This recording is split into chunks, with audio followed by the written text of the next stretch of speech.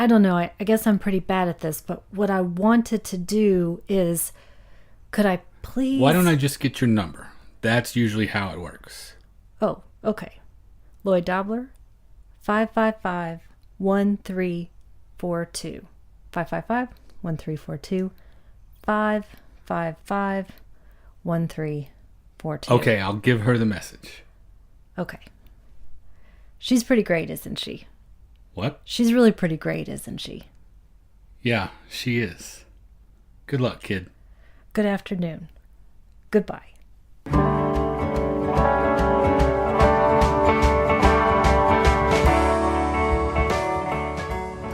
Welcome to the Magic Lantern Podcast, an ongoing informal discussion of the films we love and the things we love about them. I am Erica Long. And I am Cole Rolane. Each episode of the Magic Lantern will be devoted to one film that we alternately select, and we will discuss why it is significant to us. We are at sort of a mini milestone. We are at episode 50, which is Erica's choice. Let's find out what she has chosen for this special occasion. I picked Say Anything from 1989, written and directed by Cameron Crowe, with John Cusack, Skye, John Mahoney, and Lili Taylor. It's about an offbeat young man and a smart and talented young woman who fall in love, but face pressures from her very involved father. 50 is also a significant number for this episode because apparently that's how old Jeremy Piven was playing a high school senior. Good job. Well, let's get right to it, because the film doesn't waste any time. We meet Lloyd and Diane, and then by extension, their friends and family through this first section of the movie. We open with Lloyd talking with his friends Corey and DC, and it's all about he's going to ask out Diane Court. And we understand right away that this is a big deal. How do we know it's a big deal? This declaration is met with shock and awe, okay, I would say, and immediately they set about to dissuade him from this. They're putting forth what is to me a very high school teenage argument that brains stay with brains. You don't cross class lines. These classes that are arbitrarily invented, and as so often happens with these things, coming of age movies, teen movies from the 80s, it does not reflect my experience. But apparently it's a universal, quote unquote. When you first saw it, is that how you felt about it? Did it make sense to you that they were trying to dissuade him using this as their argument? I was 14 when I watched this, so I think of this as the film that took me out of my teens and made me aspire to something greater than this idea that, I'm going to be having these same conversations that they always have, that I will never be able to, quote unquote, attain this person that seems unattainable, or that others would look on me as that person. I was so busy being involved with school. And this also came during the summer right after I had moved from Virginia, where I grew up, to Idaho, which was a completely different and new experience for me. So I was pretty preoccupied with what is this new landscape going to be. It was the start of high school, and it was in a totally different state, not knowing anybody. So when I look at in that next scene when Lloyd is taking his own picture of his graduation, I really did think, this is how I will make my way in the world. Okay, so you were sad and lonely. You had no... As you laugh, as you say that. You had no friends. Well, you had, if you're Lloyd, a small coterie of very devoted friends who only talk about how great you are all the time. I wish. No, as I mentioned in previous episodes, I have played Uno by myself. I look at it as, I'm really good at making new friends because I've moved a lot. Now, on the other hand, we meet Diane and her father. He's driving her to graduation. She already has her cap and gown on. She's practicing her valedictory speech, working on her joke that, of course, only her dad will get. The character detail I love in this for Jim, who is a huge part of this story, is that he has clearly dyed hair. Mm-hmm. Why do you think they made that choice? What is that supposed to represent with that character? I think we see it really pay off at the end, but to me it speaks to a certain degree of vanity and care about appearance. When Diane, though she possesses obvious natural beauty, is less concerned with her appearance. I'm wondering if it's also representative of a fear of mortality that he has to be thinking about all the time since his work is with seniors. And that degree of compartmentalization that we will see later on too, that you can profess to be this open, honest person, and yet there's a thing that you are lying about to a certain degree. So the Grecian formula tips his whole hand right off the bat. Absolutely. Well, whereas Lloyd has his Greek chorus of the friends who love and adore him, Diane has her father, who is doing that same thing, constantly trying to get her to admit how wonderful she is, how special she is, which doesn't sit well with her.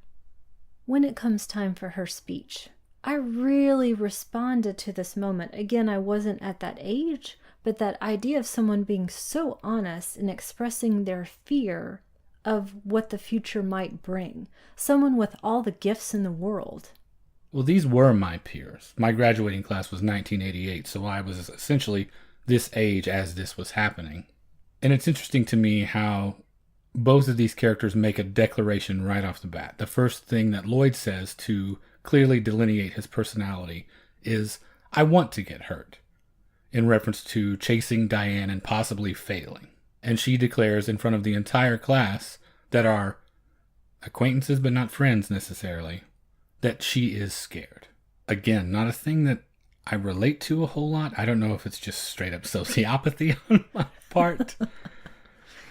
I see being unsure, certainly, because there's a lot of life left ahead of you at that point, and there's no way to have any accurate idea of how it's going to go. But to be scared of the unknown is not a feeling that I have much familiarity with. I am excited by the idea of not knowing and finding out and going forth.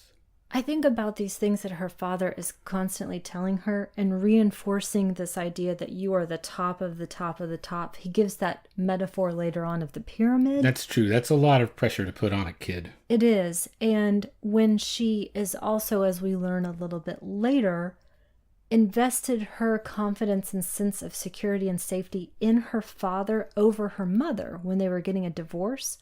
And we see how her mother also undercuts her as well. I think it's a little bit of a difficult dynamic to try to overcome.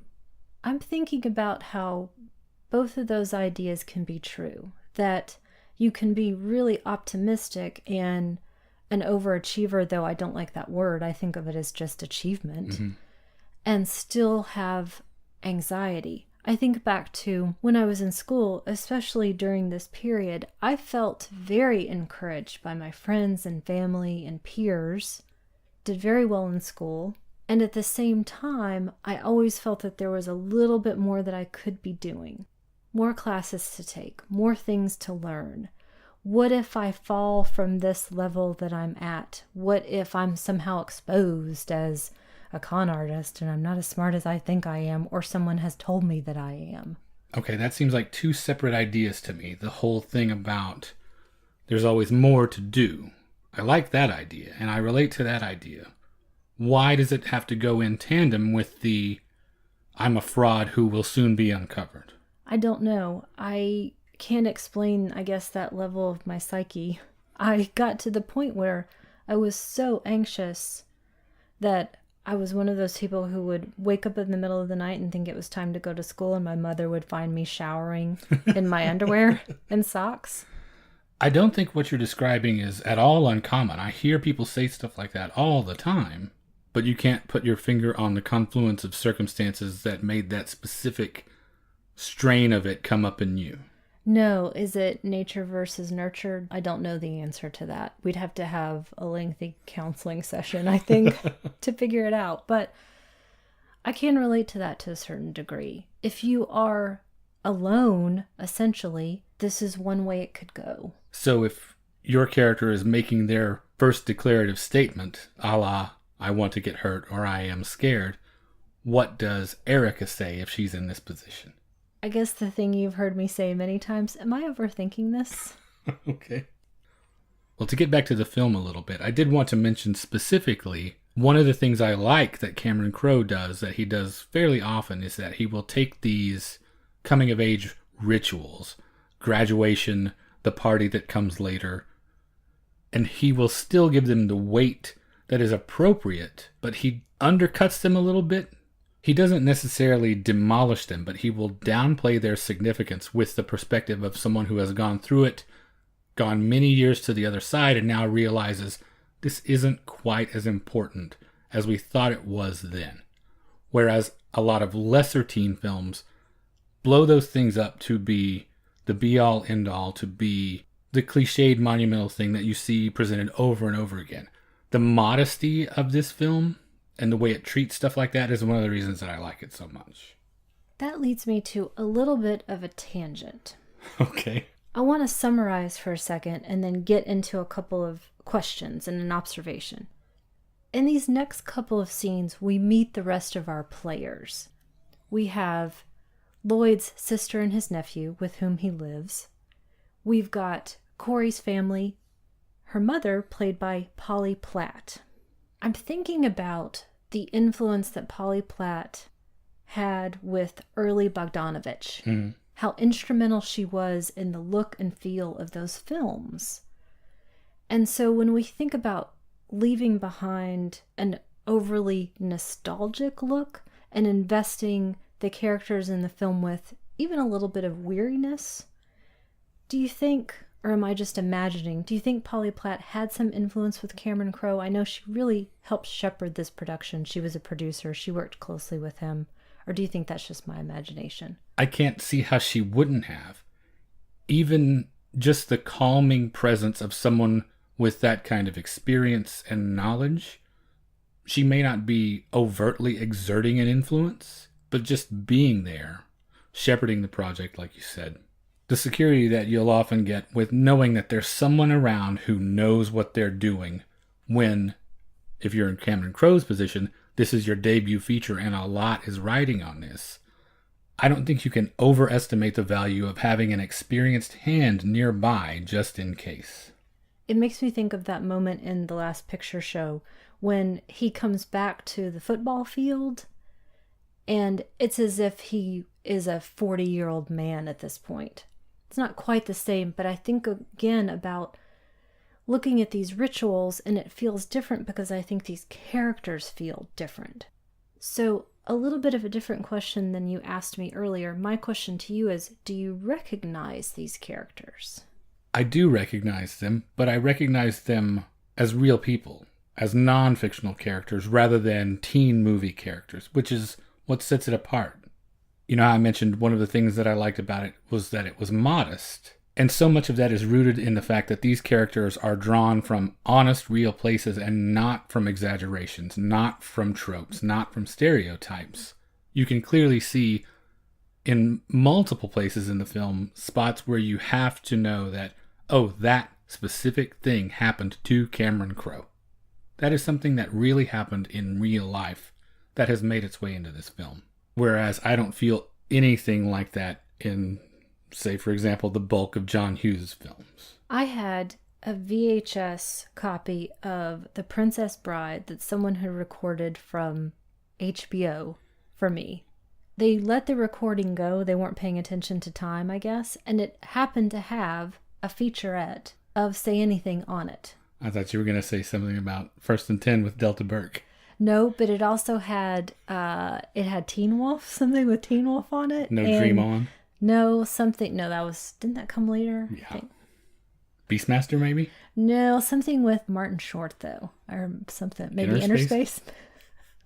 Or what, the thing he was in with the Nat O'Toole? Anyway. This featurette. It had this featurette. I kept that copy forever because it was the only way that I could watch this thing that I connected to immediately and have remembered to this day and am delighted to say it's on the DVD that we have. John Cusack at one point said, and I could remember this phrase, that Lloyd is not a glib charm monster. He is not hipper than his years. And those are the kinds of characters that I recognize. These people, these creations that you see in other films involving teens or other, just seem like they're from another planet. I don't even understand how their characters are supposed to work. I don't understand their motivations. I don't understand from what pod they grew out of. And that's one of the reasons I've stayed with this film, because I never wanted to be around a glib charm monster or become a glib charm monster. Careful. Am I getting close to that territory? You're so charming that you may not be able to help it. Don't paint yourself into a corner. Good plan. Well, Lloyd is definitely not a glib charm monster when he makes this phone call to ask her out on a date. And something interesting that happens here to me, I noticed that the dissemination of information happens through other people. These critical things that are taking place are communicated through a third party. Multiple times. Lloyd doesn't speak to Diane first. He goes through her father. Echoing that, when the call comes to let Diane know she was awarded this fellowship, that gets translated through her father as well. They don't speak directly to her. And significantly, when John Mahoney tells her that bit of information, he takes her into the kitchen at work, shuts every door, excuses them from everyone, isolates them from everything that's going on to tell her this. Which makes me wonder how many times over the years his character has done a similar thing where he is keeping her all to himself, how vital that is to what he is. He talks specifically about all the work that we did, all the plans that we made are all coming together. Not just her, but you can tell he's been this driving influence this whole time. One of the things that I think it tries to put across is that it is true that her dad knows her better than any other person. Is that a good thing, do you think? Well, I'm not sure if it's a good or bad thing at this moment, but it is the thing that I could relate to because I have a very close relationship with my father. Even though I talk about my mom regularly in this podcast, my dad is the person that I relate the most to. We have the same temperament. My mom, I've had a harder time understanding, and I think I as well. But with my dad, I did always feel like we were in it together. And one last comment for your question. She seems very happy. I don't think she feels the burden of her intelligence in any sort of way. I think she's excited for this new opportunity.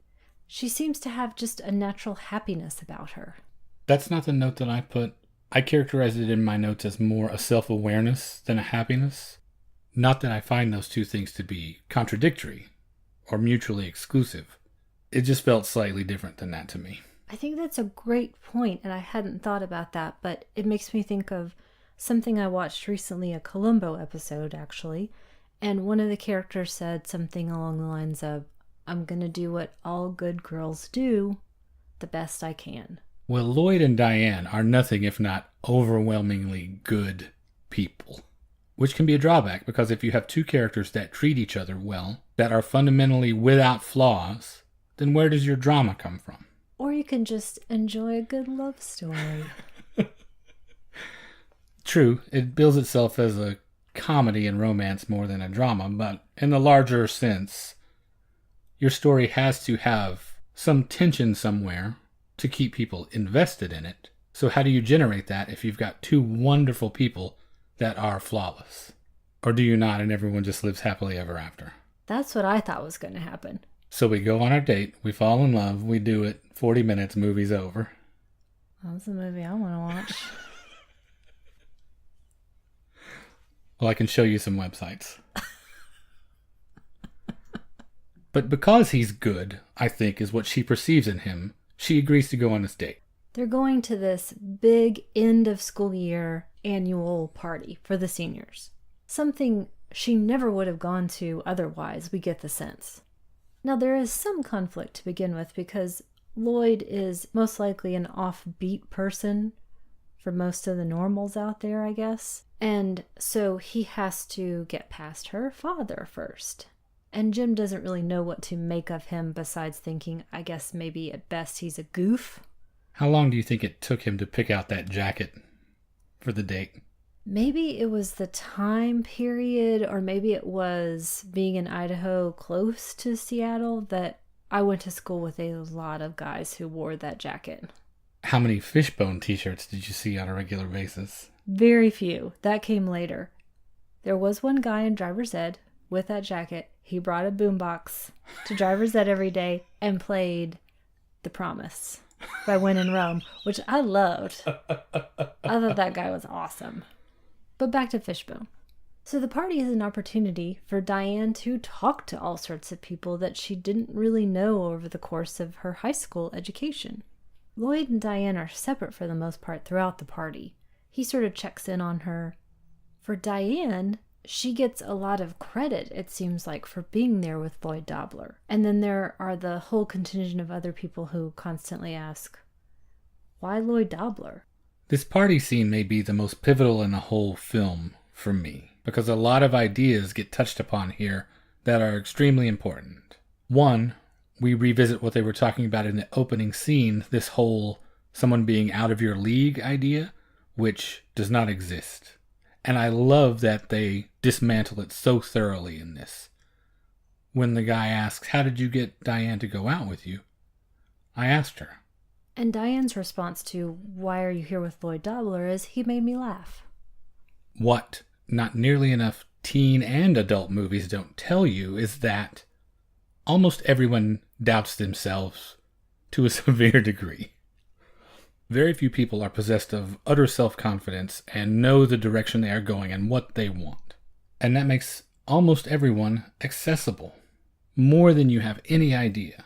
And I don't say that from the point of view of people are weak and insecure, so therefore exploit that. I just mean to let everyone know, and this movie does a very good job of doing this, that the playing field is absolutely level, and thinking otherwise is a myth, because almost everyone has the same doubts and fears that you do. So give it a shot. Do not be afraid. Hold up a second, buddy. Now, I knew at 14 after seeing this that I am Lloyd Dobler. Okay. Which is odd, because... Do you think it's odd? It is odd. I think I have more in common with Diane. Essentially, I was probably on more of a similar trajectory. Mm-hmm. But, and I'll get to this at a few points as well. And not just in your case, but as a general rule, do you think that many young women saw themselves as Lloyd rather than Diane? Probably not. But I assumed that this is how I would make my way on my own, that I was going to be standing for something different than other people, and that I would most likely find someone that I would dedicate myself to rather than the other way around. Lloyd dedicates himself to Diane, as we see later, because he feels that it's a worthy pursuit. So I was one of those people with self-doubt, assuming, oh, no one will ever feel that way about me. And that's been proven right again and again and again.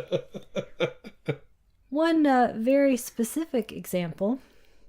Let's backtrack for just a second. When Diane and Lloyd were on the phone, and she was trying to come up with an excuse not to really go out with him. And she had to say, well, no, I'm not monumentally busy. I guess I can do this. So let's rewind a couple of years ago in our life, Culver Lane.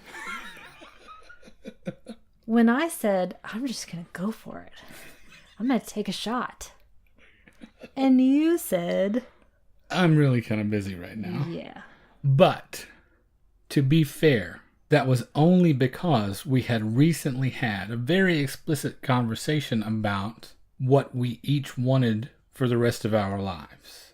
And it didn't seem like, specifically in relation to family and children, that those things lined up. And I thought it would be terribly unfair to go into anything with those sorts of things being so far out of alignment. I think you were just a terrible cad.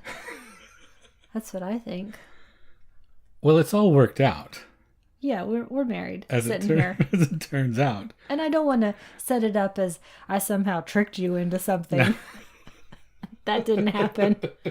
Or that I sold out the rest of my life in order to be with you either. No, it wasn't that. We just weren't clear. You said that. You boldly went for it. I did. Which gave us the opportunity to clarify those things. And happily ever after. Yeah. After 24 hours. I think that's how long it took you to wise up. Well, I'm glad I saw the light. You are never going to let me forget that, are you? You rotter. Back to the movie, though. Okay. We'll take our psychodrama out of this. The moral of the story being, take your shot. Don't be dissuaded. Don't let people convince you that someone is out of your league. Because you could end up married to a pretty cool guy and have a mighty podcast empire. Yeah, just ask Sydney McElroy. Anyway, other things from the party. The encounter with a guidance counselor. I know this was 30 years ago or so, this film. But I assume it is still happening out there, based on centuries of human history. How have we not figured out at this point that it is completely absurd to ask a teenage kid to decide what they want to do for the rest of their lives? I have interviewed teenage kids for a job at my workplace, and I don't trust them to shelve a book in some cases. Not all cases, obviously. I'm not painting with that broad a brush. But there are certain of them that possess neither the confidence or the self-awareness to alphabetize a flat of paperbacks, much less decide on the course of the rest of their life. It is an absurd idea that needs to be done away with forever. And finally, and perhaps most importantly in this whole thing, the party scene is where we begin to see just how fond of himself Cameron Crowe really is. Really? Tell me more about that. Because surely we know that Lloyd is a highly idealized version of himself. He's writing about himself. And I don't think it's necessarily to exact revenge upon anyone or to rub an ex-girlfriend's nose in it or anything, but I very definitely think that he thinks of himself like this. And that's illustrated by things like the thing you mentioned. She's getting credit for being there with him, not the other way around. Frequently in these situations in teen comedies, that gender stuff is flipped. The weirdo gets street cred for showing up with a beautiful, brainy girl, not the other way around. And throughout this date, he makes nary a mistake. He's perfect from beginning to end, to the point at which he drops her off, and she is bemoaning the fact that she called him basic. She feels like she blew it, which is a conversation that typically the young man in these movies always has with someone, not the girl with her father. He nailed it. It was the perfect first date. So don't just take his friend's word for it about how great he is. Lloyd's going to show you that he is perfect, and by extension, Cameron Crowe is as well. That interpretation aside, I think that their classmates respond to the basicness of him.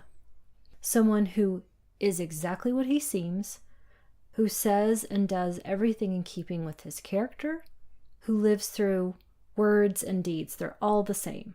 And when you're constantly faced with people who are actually glib charm monsters in real life or in movies, it is wonderful to be exposed to someone who is not.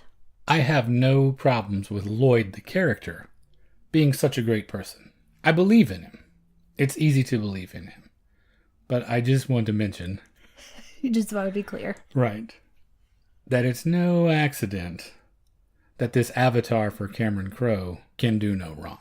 You mentioned that it's a perfect first date. I think it's really interesting that it takes all this time to finally get to the point where the two characters are talking to each other face to face. And it's actually a short part of the date.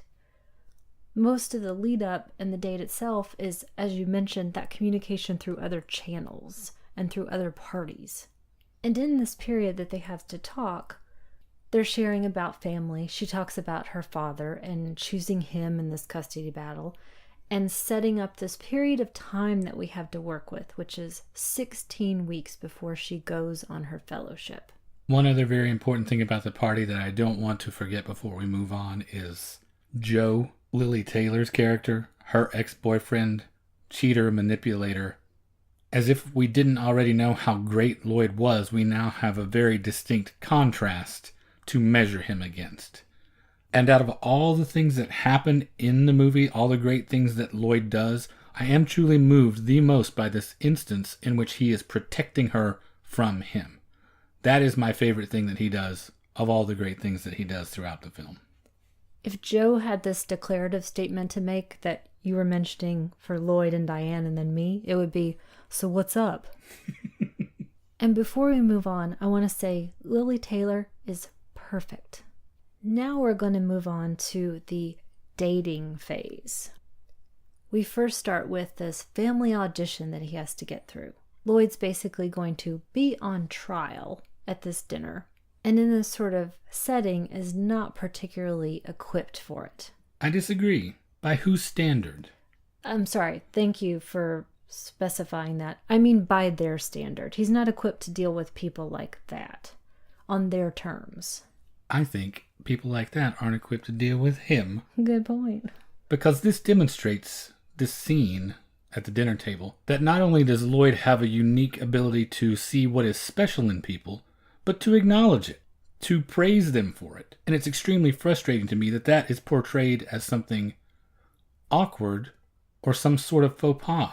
I think we end up liking him even more if that were possible. I'm thinking again about that featurette I mentioned, and Cameron Crowe talks about how Lloyd is a warrior for optimism.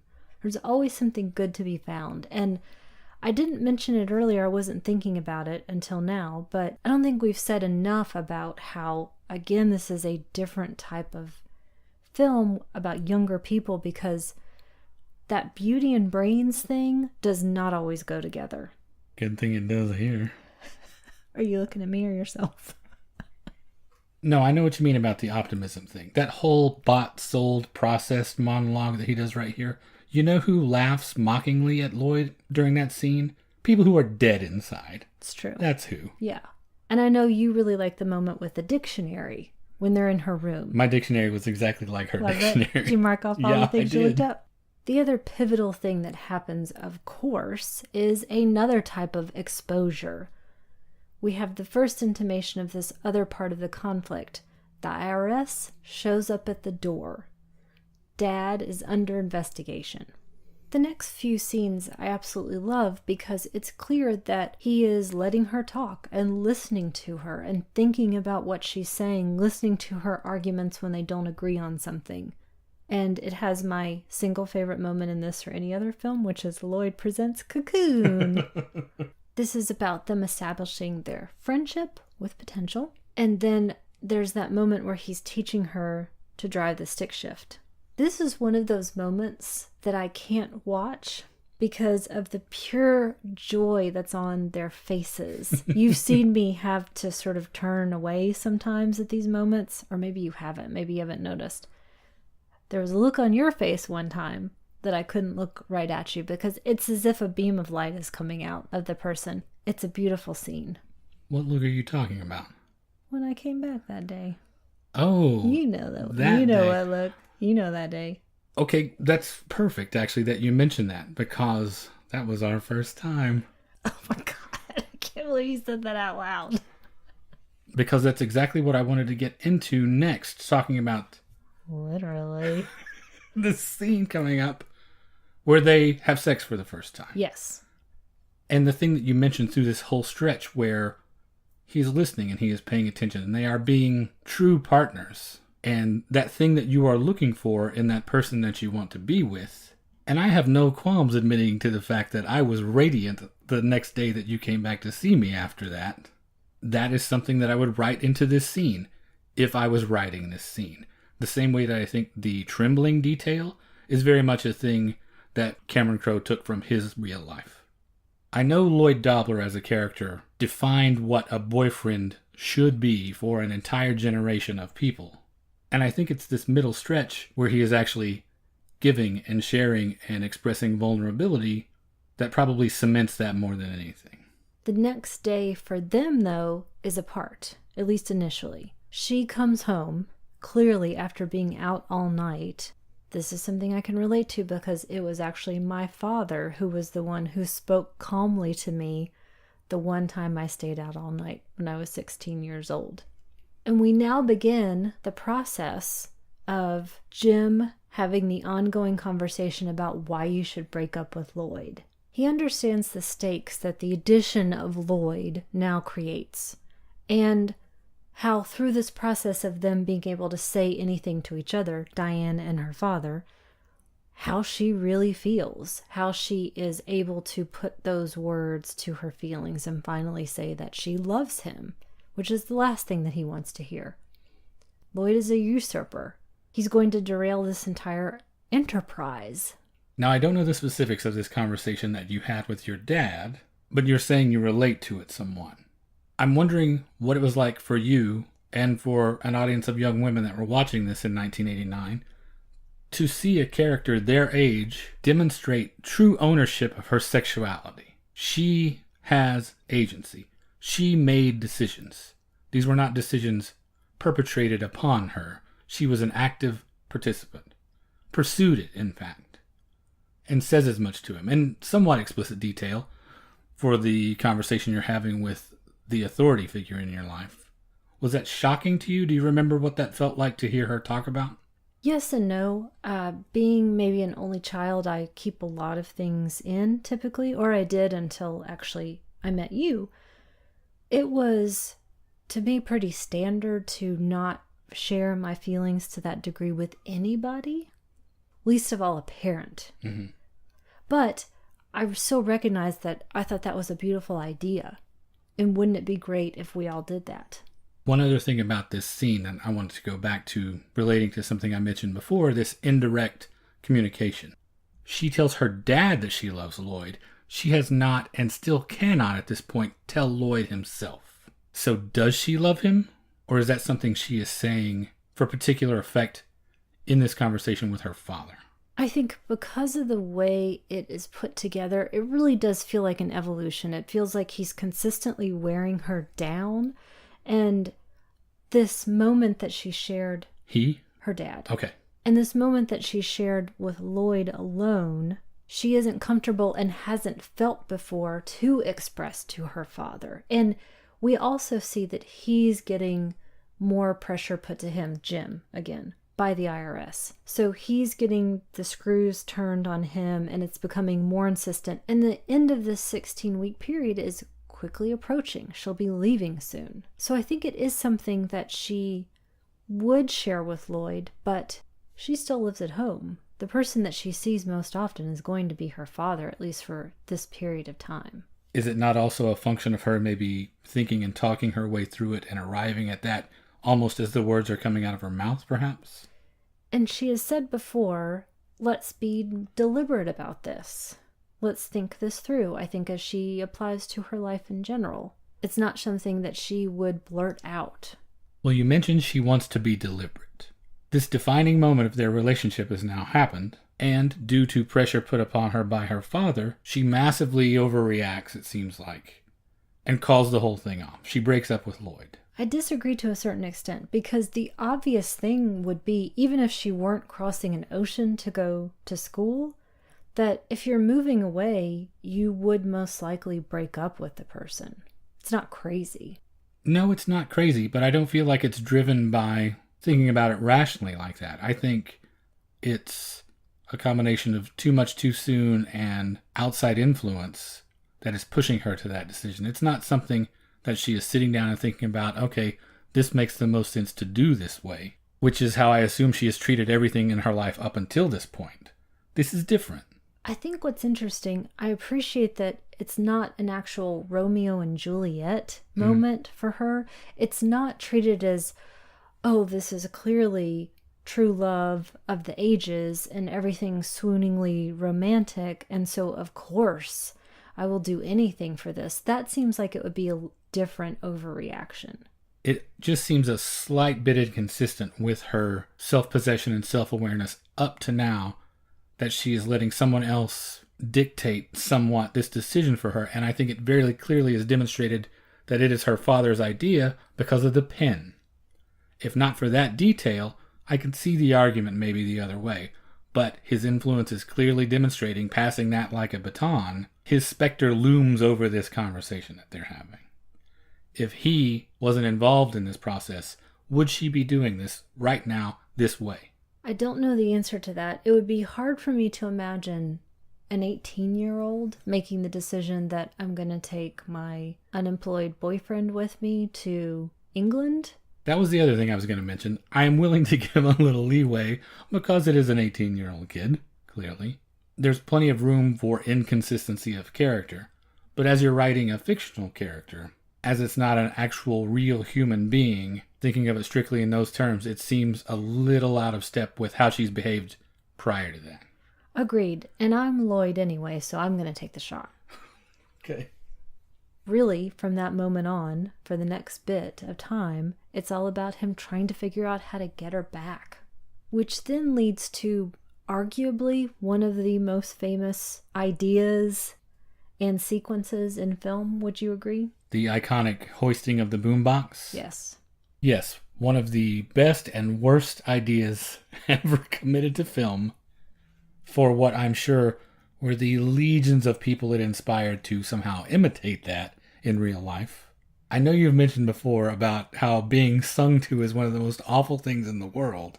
Where does this fit on the spectrum? Someone standing outside your window playing romantic songs as they hold a boombox aloft. Now, I think I've established clearly, I've come down on the side of stalking is bad. Right. Okay.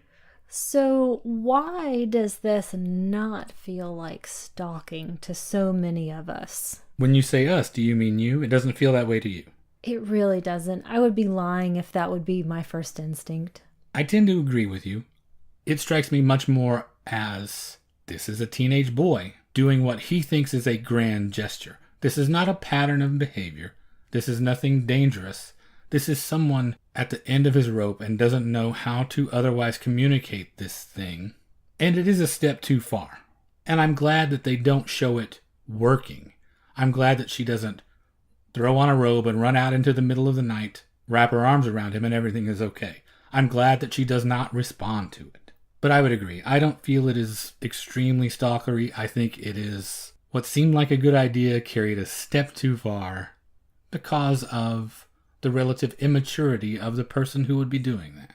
I'm sure I've done dumb things in the name of love. Have you not done something similar to this? Have you gone this far? I think mine have been poorly timed emails after the fact. Okay. Yeah, no boom boxes. Yeah. No serenades. No. Oh, God, no. No. And there is probably some Facebook trolling. Okay. But again, long in the past. Facebook's not that old. Okay? Yeah. So it can't have been that far in the past. Shut up. Okay, so Lloyd and Diane are broken up. Diane, meanwhile, is still struggling with this investigation happening with her father, and she takes it upon herself to go to the IRS office and speak with the wonderful Philip Baker Hall, which I really also appreciate that Cameron Crowe took pains to make even this character interesting. Oh, yeah, without a doubt. This could have been a simple functionary factotum nothing. And they actually went to the trouble to cast Philip Baker Hall, yes, who injects it with exactly the right personality. And unlike this premise that her father has set up, which is that we can say anything to each other, this IRS official is the one who is going to tell her the truth, which is that here is the scenario. We've been investigating him for 5 years. He's created phony billing, phony patients for the senior home that he runs. And he tells her specifically, don't let your father's business infect your life because he's guilty. And he behaves like a guilty person.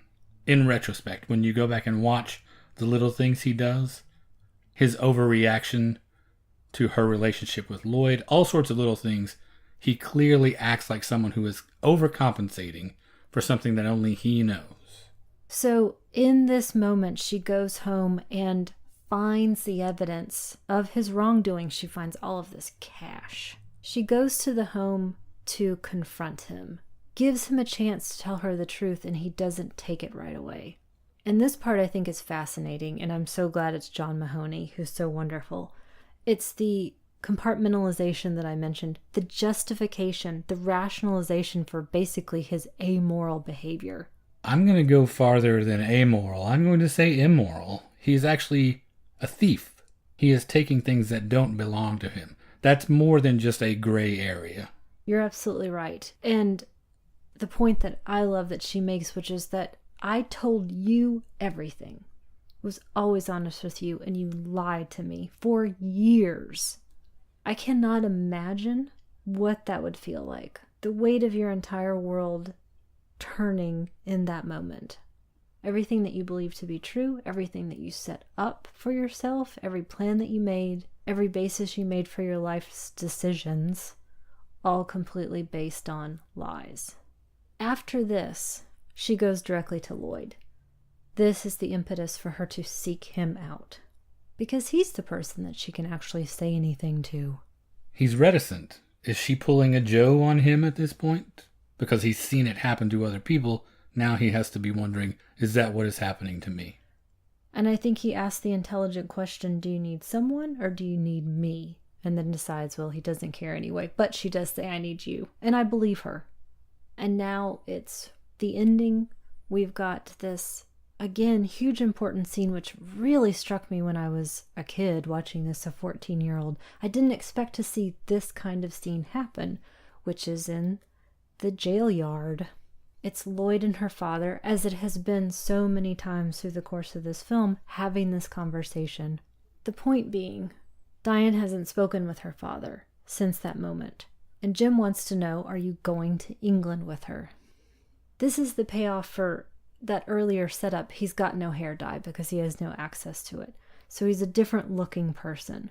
And Lloyd talks about how they had decided that he wouldn't, which makes Jim happy, but then Lloyd reconsidered. And what he wants to do for a living is be with Diane. He's good at it. This is the dedicated pursuit that his life has been looking for. And it's up to Lloyd to bring this letter that she's written. Diane won't get out of the car at this moment. More of that indirect communication. And Jim is surprised that she's still angry with him. For him, I think it's done. It probably was from the moment that he did any of these deeds before. What do you mean exactly? What's done? The act that he committed and any consequence for it. So he can't understand why she would still be angry.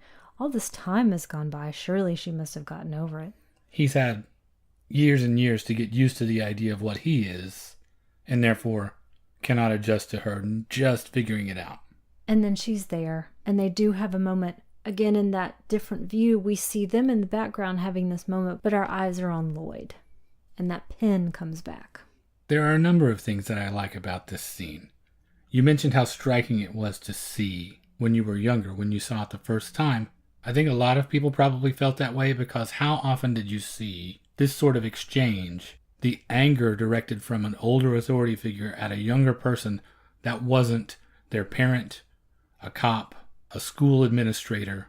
It seems like they're equals almost because Diane's father has fallen to the level where Lloyd is at now. Lloyd, in fact, has the upper hand. He's a free man. But it's a rough thing. It's a verbal beating that Lloyd has taken, especially when he is shouting at him about he never imagined that his daughter would champion mediocrity in this way. It's really harsh. But he takes it and he stands his ground, which I really love about this scene. It's a thing that we talk about frequently, you and I, about all sorts of stuff. If you have the courage of your convictions, if you believe in where you're standing, you cannot be easily moved off that spot. And it's just one more instance where Lloyd comes through. He has never failed her. He is not going to be that easily dissuaded from being with her. On the other hand, he's a goofy 18-year-old kid saying, this is what I want to do for a living. If someone that age said that to you in this situation, how are you going to react?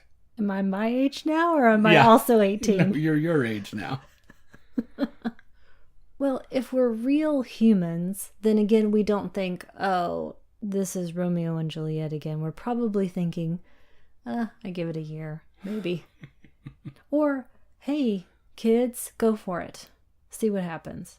I also just really appreciate this scene from a structure standpoint. The film didn't end when she said, no, I need you. Mm-hmm. Happily ever after. We actually see what's going to happen later. The last thing that I enjoy about it as kind of a grace note is that thing you mentioned about how it's shot with Lloyd in the foreground as Diane and her father are embracing in the background, and you can see true happiness and satisfaction in his face that they are reconciling. It's very selfless, it feels like. It is very Lloyd. It is very giving and supportive. It is exactly what that character would do at that point.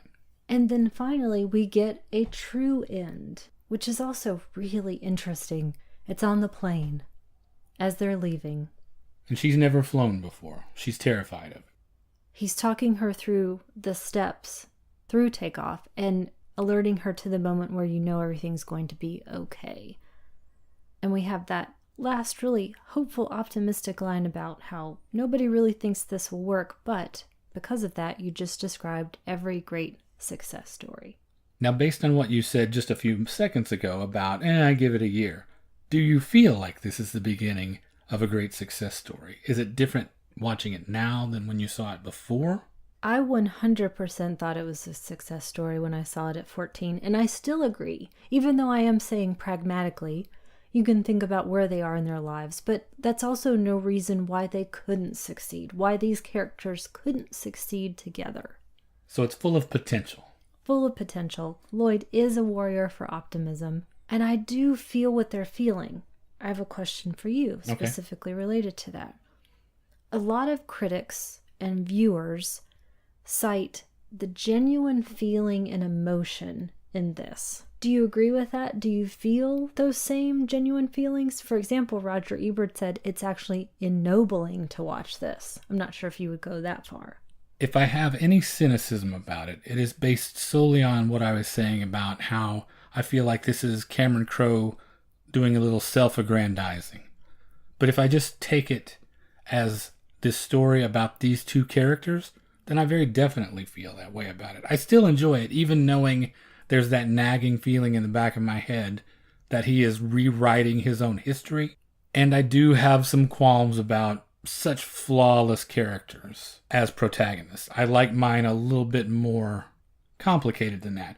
But their genuineness and sincerity and modesty that I mentioned in the early going is so thorough and consistent. And I'm moved specifically by little moments that I feel like are taken from real life that I can't argue with it, taking it on its own merits. What moved me at 14 to say this is my favorite movie is the same thing that moves me now, which is earnestness above all things. I always will respond to that. And I think this has earnestness in spades. So is that why you chose it? A couple of reasons. One was specifically related to your comment during The Pope of Greenwich Village, that was your 14-year-old movie. Okay. And I suddenly realized this was mine. That's when I saw it. As I just mentioned, I said this is my favorite film. And I said so for decades. I finally stopped at a certain point because it had actually been kind of a while since I had revisited it.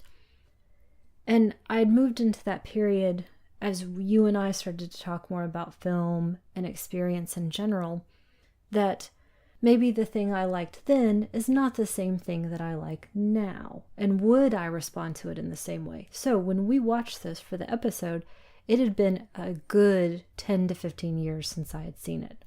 I'm thinking also about a moment I just experienced listening to our friends over at Fuds on Film. Okay. One of their recent episodes, I believe it was Drew, who said, decent film plus time does not equal masterpiece. And I know you talk about the horrors of nostalgia sometimes. I hate it. It's one of the most toxic impulses you can have, I feel like.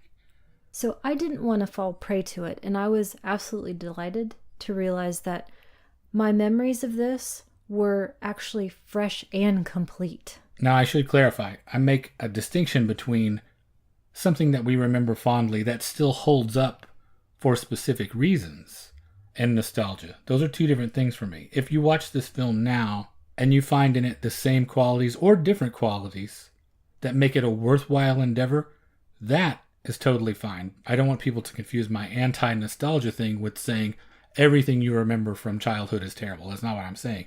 If it is still valid and has value, certainly celebrate it. Absolutely. And so I feel that a movie I thought was great at the time, I still think is great for the same and different reasons. Would you still say it's your favorite? No. Okay. I say at this point, I actually don't have a favorite anymore. I have a list, and it's staying on that list.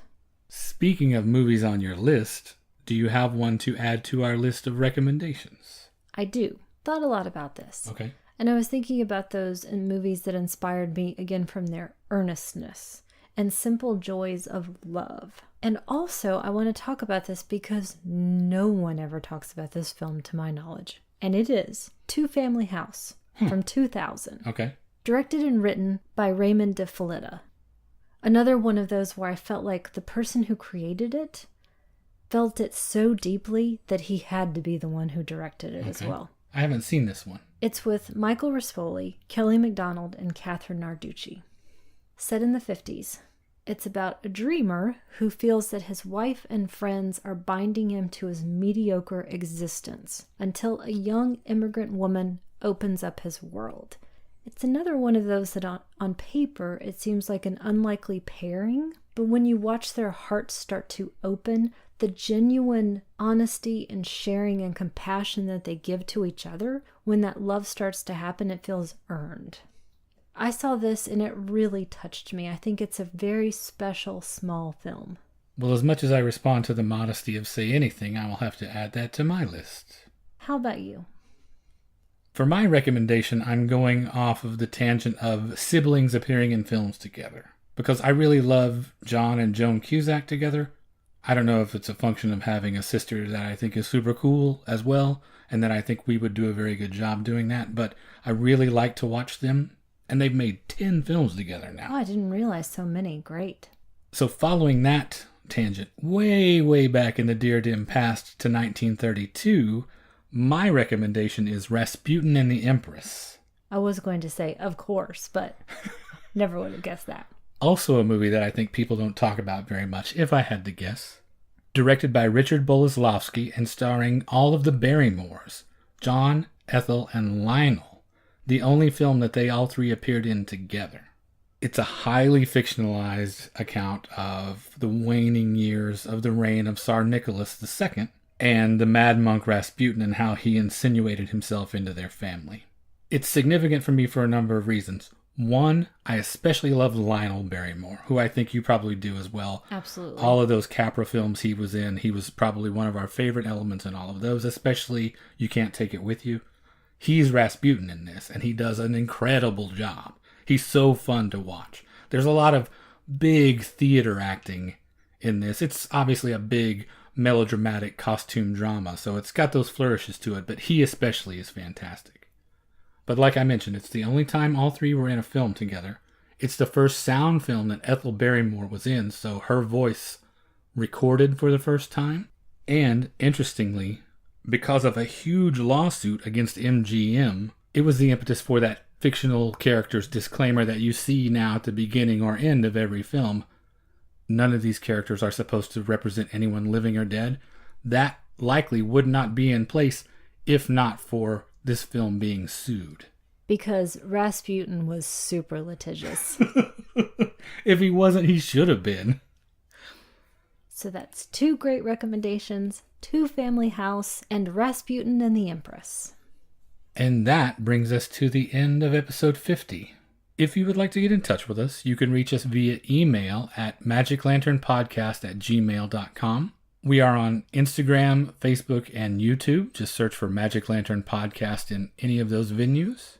We are on Twitter at Lantern_cast. And I would just like to take a second to say thanks to everyone who has shared the show or given us feedback since the last episode. Jeff Duncanson, Matteo Boscarol, Ross McLeod, Andy Wolverton, Scott Morris, Craig Eastman, and Drew Tavendale over at Fuds on Film, Tim Lego, RJ Tugas over at Make Mine Criterion, Neil Barnholden, Jane Sankner, Grindhouse Dave, the guys at Melbourne Cinematic, Eric Parkinson at the podcast This Must Be the Place. And again, one round of special thanks to Eddie Muller and everyone at the Film Noir Foundation and the Noir Zone for sharing our episodes and getting the word out about the show. We really appreciate it. We are on iTunes, Google Play, and Stitcher Radio. If you would like to leave us a review via any of those services, we would certainly appreciate it. And finally, you can find all of our episodes, including supplemental material, at the website magiclanternpodcast.com. And thank you for listening to the Magic Lantern Podcast.